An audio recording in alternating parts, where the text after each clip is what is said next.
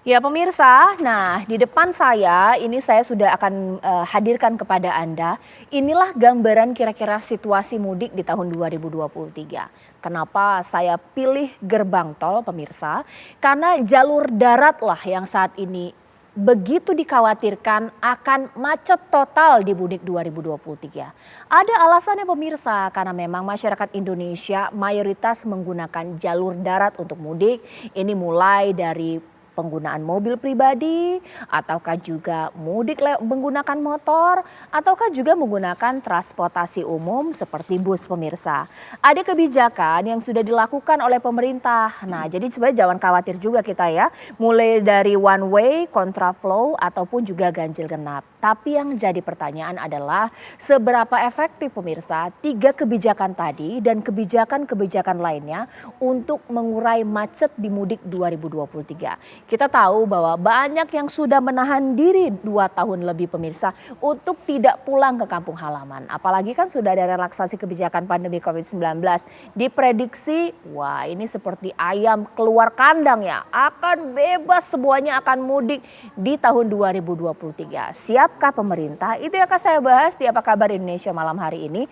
Di studio TV One, pengamat transportasi kita Pak Darmaning Tias sudah hadir bersama saya di sini. Selamat malam Pak Darmaning Tias. Dan saya juga sudah bersama dengan Sekjen DPP Organda, ini Pak Ateng. Selamat malam. Selamat malam. Baik Bapak-Bapak, sambil nanti saya akan menunggu dari jubir Kementerian Perhubungan, saya mungkin ingin ke Pak Darmaning Tias dulu. Pak, apakah kekhawatiran saya berlebihan untuk mudik 2023 kemungkinan besar akan macet, ataukah mungkin secara data ini memang akan terjadi mengingat orang akan mudik banyak di tahun 2023. Banyak yang menahan diri 2 tahun belakangan, seperti apa Pak? Sebetulnya menahan dirinya sudah berkurang tahun lalu. Ya. Jadi tahun ini saya kira tidak akan jauh berbeda dengan 2019. Jadi kalau saya pedomannya 2019. Mungkin saya sedikit komentar terhadap data-data yang berkembang sekarang ini ya. Kan hasil survei itu mengatakan 123 juta pergerakan. Yang dari Jabodetabek ada 18 juta gitu ya. Nah sebetulnya mungkin ini yang dimaksud itu adalah pergerakan seluruh Indonesia. Jadi yang di Jakarta dugaan saya ya batasannya adalah 2019. Kalau 18 juta misalnya, penduduk Jabodetabek itu kan total ada 28 juta. Kalau 18 juta itu berarti 64%-nya. Saya kira nggak mungkin. Ya. Jadi kemungkinannya akan mudik itu dari 28 juta itu sekitar 40%-nya. Kalau 40%-nya saya kira masih agak make sense. Jadi itu kira-kira ya sekali lagi bandingannya 2019 Ya. gitulah. Bahwa akan macet itu sudah pasti karena sudah pasti ya. Karena volume kalau orang transport itu kan gampang. Satu ruas jalan itu normalnya isi berapa. Kalau ketika isinya dalam satu waktu tertentu itu melebihi kapasitas tentu akan menimbulkan kemacetan. Jadi kalau soal kemacetan itu tidak mungkin terelakkan. Yang paling penting adalah pemerintah bisa membagi atau mendistribusikan arus kendaraan itu tidak hanya di tol saja, tetapi juga di Pantura, jalur tengah, dan jalur selatan. Cuma jalur selatan ini meskipun sudah dicoba dipromosikan, belum banyak menarik perhatian dari masyarakat. Kecenderungan masyarakat itu akan menggunakan jalur tol. Baik. Nah ini yang saya kira titik macetnya itu justru di jalur tol. Oke, sekarang saya ke Ibu Adita dulu, Pak Darmaning Tias, jubir dari Kementerian Perhubungan. Ibu Adita, selamat malam, Assalamualaikum. Selamat malam juga Pak Tias, Pak Ateng. Selamat malam. Ya, Ya. selamat. Sekarang saya ke Ibu Adita, kalau dari Pak Darmaning Tias memprediksi sebenarnya tidak akan drastis lah membludaknya seperti yang dikhawatirkan oleh banyak pihak. Tapi kalau dari Kementerian Perhubungan ini seperti apa? Mengingat di 2023 ini kan sudah terjadi pelonggaran kebijakan prokes dan juga pembatasan. Apakah benar-benar 2023 mudiknya ini akan diprediksi lebih ramai dibandingkan tahun sebelumnya? Bagaimana Ibu Adita? Ya, kalau lebih ramai dari sebelumnya, kami pastikan akan lebih ramai, ya. Karena memang situasinya sudah berbeda dengan tahun lalu. Dan dari hasil survei kami juga, mengapa kemudian masyarakat ingin melakukan perjalanan, itu antara lain karena mereka merasa secara ekonomi ini sudah jauh lebih baik dari tahun lalu. Kemudian juga karena PPKM sudah dicabut. Dan juga situasi dari pandemi COVID sendiri juga dirasa sudah lebih baik dari tahun lalu, ya. Dan kalau tujuan mudik atau tujuan perjalanan ini sebenarnya memang tidak semata-mata mudik, ya. Ada sebagian dari anggota masyarakat ini memang berpergian untuk liburan. Jadi kalau tadi Pak Tias menyampaikan yang mudik mungkin tidak terlalu banyak atau 40-an%, ya yang berjalan untuk tidak mudik atau hanya untuk liburan itu juga ternyata banyak, cukup besar. Jadi angka yang kami peroleh dari survei ini memang prediksi, ya. Tetapi tentu kita harus jadikan acuan untuk melakukan persiapan agar tidak terjadi seperti tahun lalu, ya. Perlu kita akui tahun lalu itu ada beberapa hal yang kemudian menimbulkan kepadatan, yang menimbulkan juga komplain dari masyarakat. Ya tentu hal-hal tersebut harus kita bisa atasi tahun ini. Dan angka tadi seberapapun itu besarnya tetap akan kita jadikan patokan untuk melakukan persiapan. Gitu. Ya, ditahan dulu Ibu Adita sebelum saya ke Pak Ateng. Mungkin sekarang saya akan ajak Anda pemirsa untuk melihat situasi di Bandara Soekarno-Hatta. Sudah ada Rusdi yang siap mengabarkan dari sana. Rusdi, malam hari ini di sana seperti apa kondisinya? Silahkan. Dari Terminal 3 Bandara Soekarno-Hatta, di mana memang pada saat saya mudik melalui Bandara Soekarno-Hatta sudah mulai terlihat, di mana memang sejak pagi tadi saya sempat bertemu serta berbicara serta mewawancarai penumpang dan mereka rata-rata ingin memudik ke kampung halaman. Nah, ini pemudik ini merupakan para pelajar atau mahasiswa yang sudah mendapatkan libur ingin pulang ke kampung halamannya, yang di mana memang kebanyakan mereka rata-rata sudah 2 tahun tidak pulang ke kampung halaman. Namun begitu Caca, mereka mengeluhkan dengan mulai merangkak naiknya harga tiket, di mana kenaikan itu berkisar antara 10 hingga 20%. Dan untuk di Bandara Soekarno-Hatta ini pergerakan penumpang memang masih cukup signifikan, di mana memang jika kemarin di angka 88.000, hari ini kurang lebih ada pergerakan penumpang berkisar antara 80.000.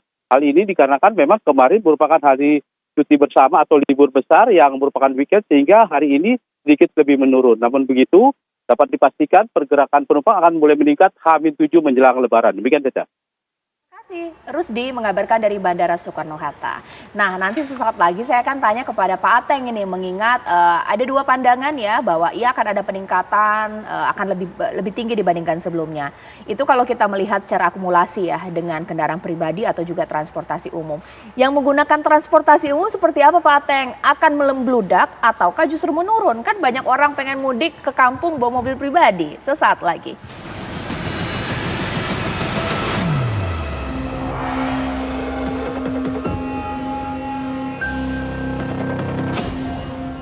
Sekarang saya ke Pak Ateng. Pak Ateng, sudah 3 tahun ini kan mudik tidak seperti biasanya. Ya. Akibatnya para bus-bus ini kekurangan ibaratnya penumpang.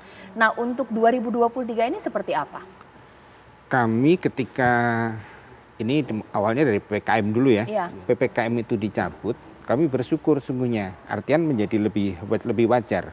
Dulu okupansi yang 20% ketika pembatasan itu mulai bergerak. Artinya dulu kan dengan 20% okupansi ini kurang lebih kan mobil operasi juga 20-30%. Nah sekarang bergerak menjadi sekitar 80% mobil sudah operasi.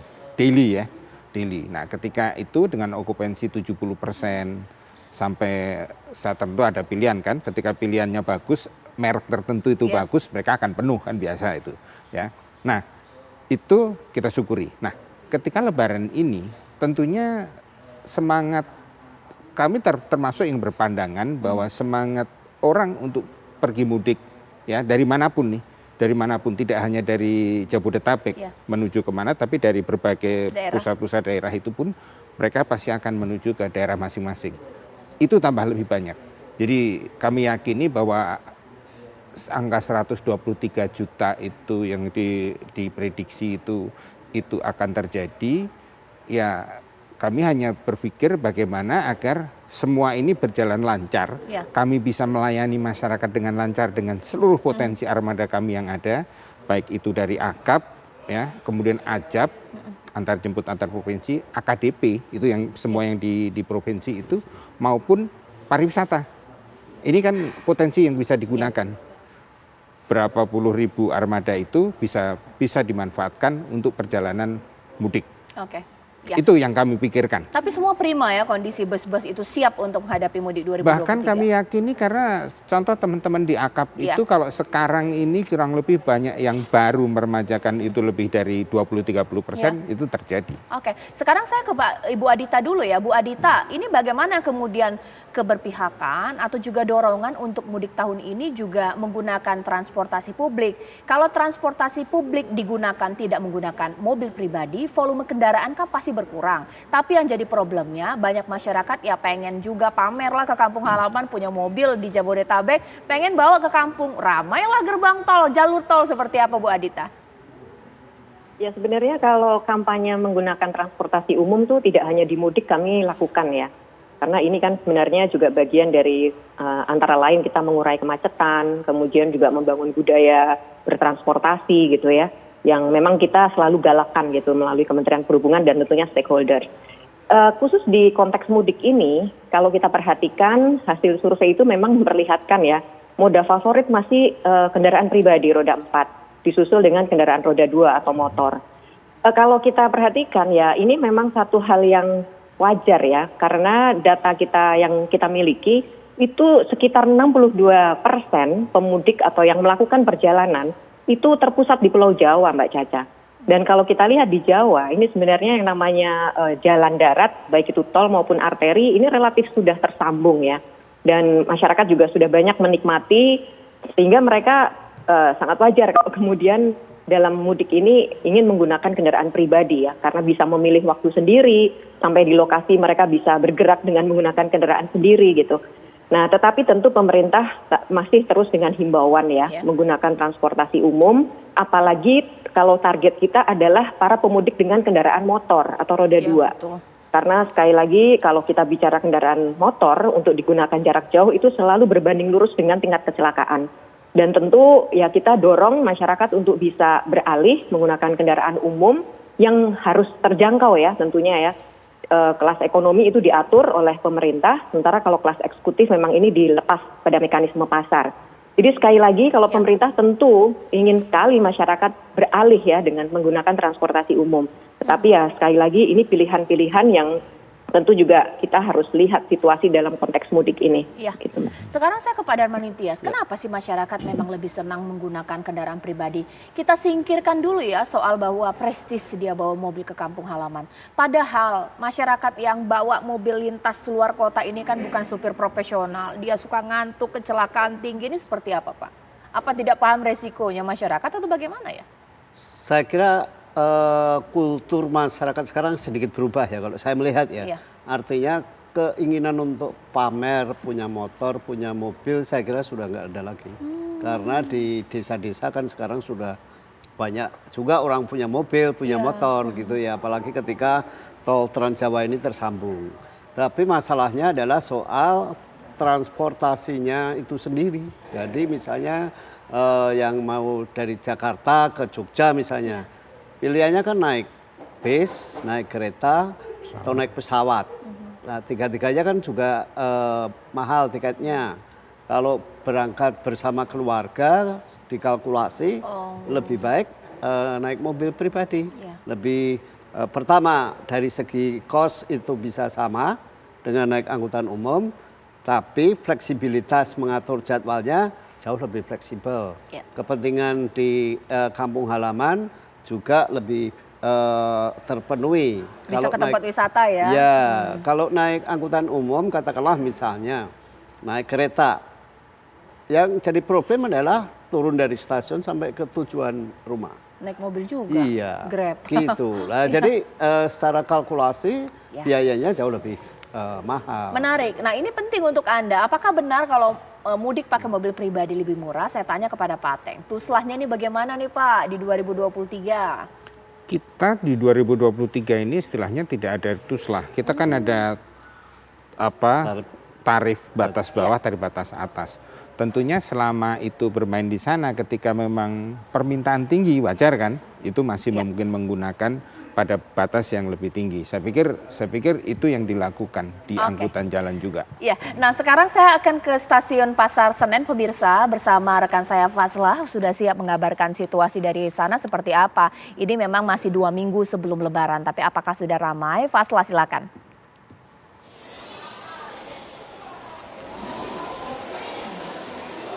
Fazal, Ya, silakan selamat malam laporannya. Caca dan juga pemirsa. Memang pada hari ini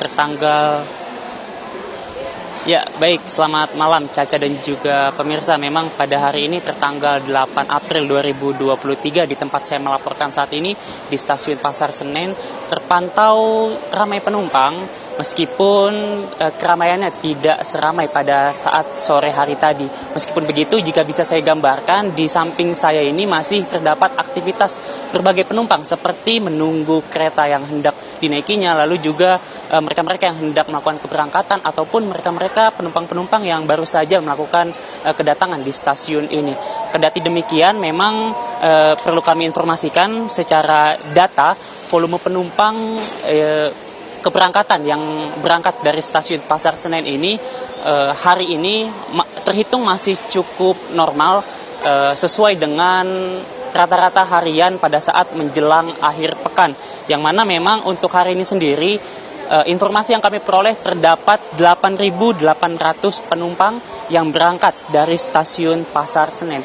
Sementara Caca dan juga pemirsa, jika kita berbicara mengenai penjualan tiket pada masa arus mudik Lebaran, ini berdasarkan informasi yang kami peroleh, informasi terakhir dari tanggal Jumat 7 April 2023, ini sekitar 447.000 tiket dari 1 juta tiket dengan 1.513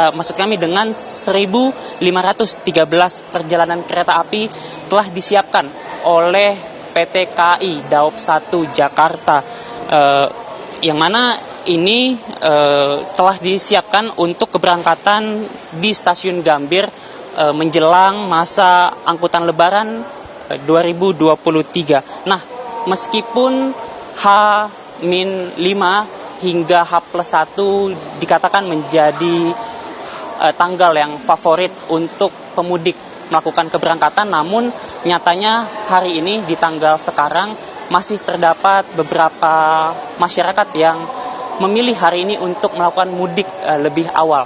Nah, saya akan mencoba berbincang dengan salah satu penumpang di sini yang memang telah hendak melakukan mudik Lebaran meskipun masa arus mudik baru akan tiba beberapa hari lagi. Sudah ada di sini, Mbak, boleh tahu namanya siapa? Evi. Oke, Mbak Evi, kalau boleh tahu akan melakukan mudik? Ya. Kemana, Mbak? Pekalongan. Pekalongan. Oke, Mbak Evi, kenapa milih mudik ke Pekalongan menggunakan kereta api? Karena lebih nyaman. Untuk kebetulan saya bawa anak kecil juga kan, jadi lebih nyaman aja kalau menggunakan KRL. Kan masa mudik nih biasanya baru akan tiba H-7 hingga H-3 masa saat Lebaran. Kenapa Mbak Evi memilih mudik di tanggal sekarang nih? Karena tiketnya masih murah, terus keadaannya juga nggak crowded banget mas, nggak padat gitu. Jadi lebih nyaman aja kalau kita pulang lebih cepat. Artinya Mbak Evi udah beli tiket kereta tuh dari sejak kapan? 2 minggu yang lalu. Iya. Harganya bagaimana? Apakah mengalami kenaikan? Enggak sih, masih biasa, standar ya, masih belum naik. Mbak Evi kesini mudik dengan siapa aja nih kalau boleh tahu? Dengan anak sama adik saya. Ya. Berarti melakukan mudik sekarang udah udah mendapatkan cuti ya dari sekarang? Iya, udah dapat cuti. Harapannya Mbak Evi mungkin? Untuk harapannya mungkin kalau untuk mudik ya lebih lancar aja kali ya. Tapi udah vaksin kan ya? Udah vaksin, udah sampai booster sih. Baik, terima kasih Mbak Evi. Ya, pemirsa, itulah tadi perbincangan saya bersama dengan salah satu penumpang, Mbak Evi, yang memang mengatakan memilih tanggal sekarang untuk melakukan mudik supaya tidak kena crowded ataupun penumpukan penumpang begitu. Dan juga informasi sedikit yang ingin saya sampaikan, hingga sampai saat ini pun keberangkatan untuk wilayah Yogyakarta, Semarang, Solo, Blitar, Surabaya, dan Malang menjadi destinasi favorit bagi para pemudik yang hendak melakukan perjalanan ke kampung halamannya masing-masing. Untuk sementara demikian, saya kembalikan ke Caca di studio. Fazal, terima kasih laporannya dari Stasiun Pasar Senen, Jakarta. Nah, sesaat lagi saya akan tanya kepada Ibu Adita bagaimana dengan kebijakan mudik di tahun 2023. Mulai dari kontraflow, ganjil genap, one way. Tapi soal one way ini juga dikritik. Nanti dari Organda akan saya minta pendapatnya. Apakah bikin para supir bus ini nggak bisa jemput lagi pemudik di Jakarta dengan sistem one way karena waktu perjalanan panjang? Sesaat lagi.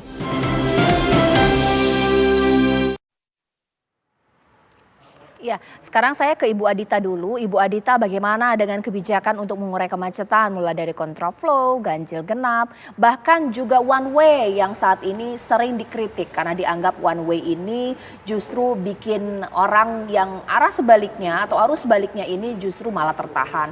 Atau juga dari para bus-bus ini jadi nggak bisa ini jemput pemudik lagi di Jakarta, seperti apa?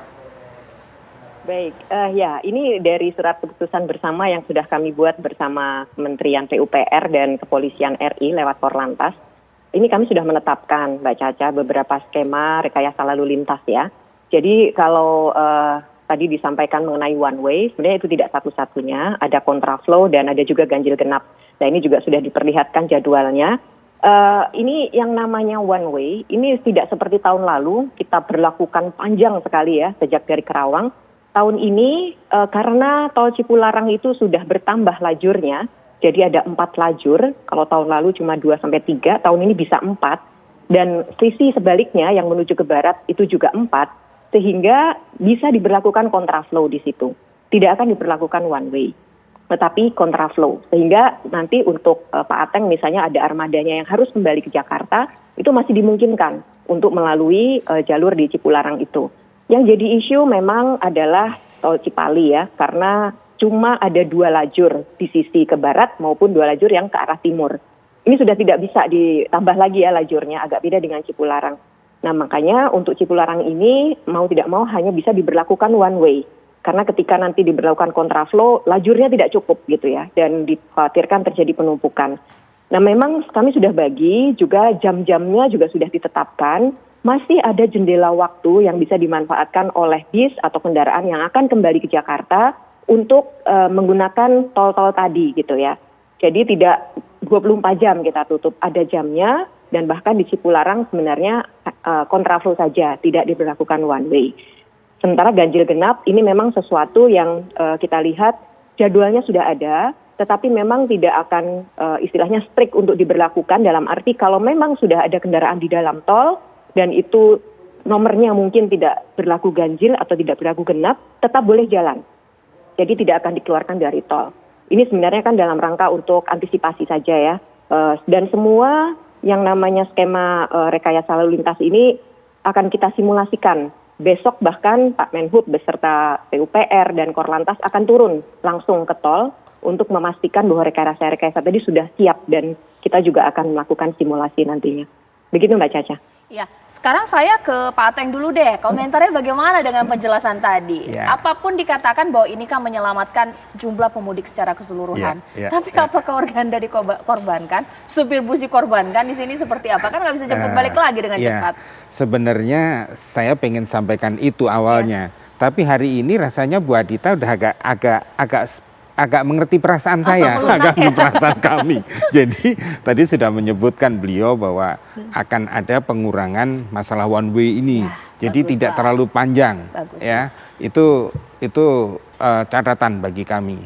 Karena sebetulnya bukan mengada-ada, kami bukan sekedar bahwa bis balik itu ketika dari Jakarta kita lepas kemudian balik ke Jakarta lagi itu mengalami kesulitan karena posisi itu.